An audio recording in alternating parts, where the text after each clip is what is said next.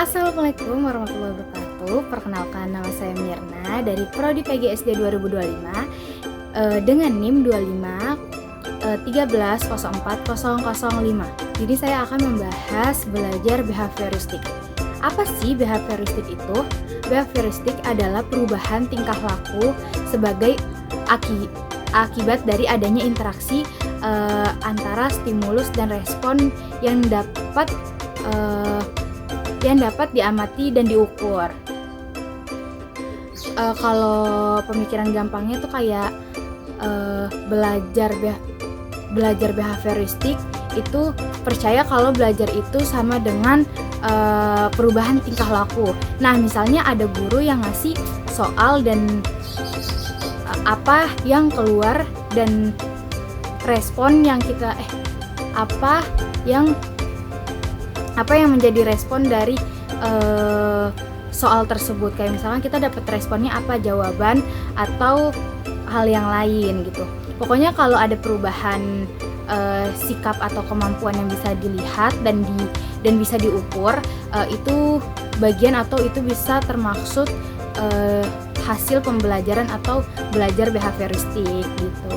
Nah, selanjutnya ada pakar-pakar behavioristik, yaitu ada Ivan Pavlov. Teori ini adalah perkondisian klasik.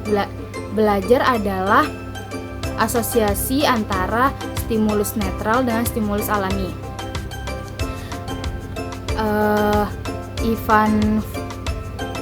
Ivan Pavlov itu bereksperimen anjing. Dia membuktikan kalau refleks itu bisa dilatih dan diajarkan gitu. Terus yang kedua ada B.F. Skinner, yaitu teorinya adalah perkondisian operan. Perilaku dibentuk dan dikontrol melalui penguatan dan hukuman. Contohnya kalau kita habis melakukan sesuatu yang baik atau yang enak, pasti kita bakal pengen ngulang lagi dan pengen mendapatkan hal itu. Sebaliknya, kalau kita dapat hal yang gak enak atau kita ngelakuin hal yang gak enak terus dapat hukuman, contohnya, pasti kita bakalan kapok dan gak bakal ngelakuin hal tersebut lagi gitu.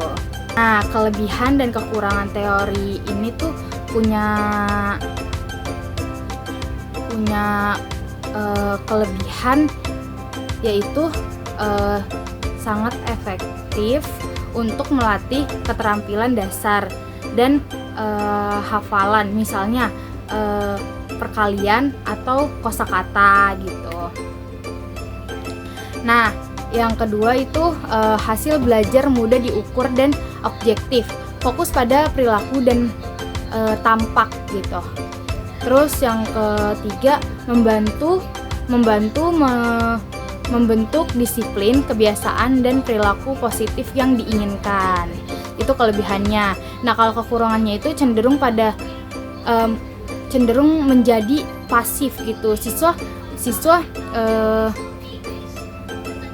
menjadi pasif, siswa menjadi diam gitu, dan diam kayak robot gitu, jadi nggak melakukan apa-apa.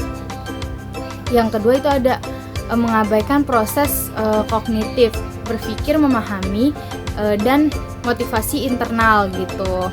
Yang ketiga ada tidak mendorong kreatif dan kemampuan inisiatif siswa. Penerapan di kelasnya itu ada penerapan behavioristik, fokus pada pencapaian target perilaku yang spesifik melalui langkah-langkah stimulus. Contohnya guru memberikan instruksi atau contoh atau pertanyaan gitu. Nah, terus yang kedua itu ada respon. Siswa merespon dan mengerjakan tugas atau menjawab tugas yang diberikan gitu. Terus penguatannya, guru memberikan pujian, nilai atau reward untuk respon yang baik, yang benar gitu. Terus pengulangan, Pengulangan contohnya memberikan latihan berulang.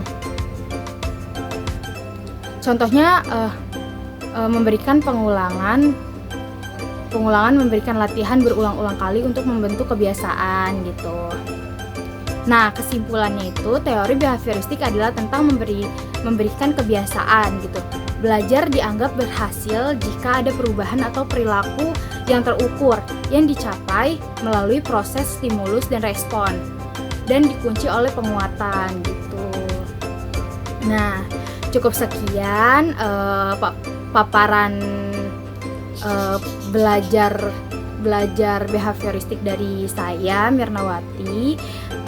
Kurang lebihnya mohon maaf. Wassalamualaikum warahmatullahi wabarakatuh. Dadah.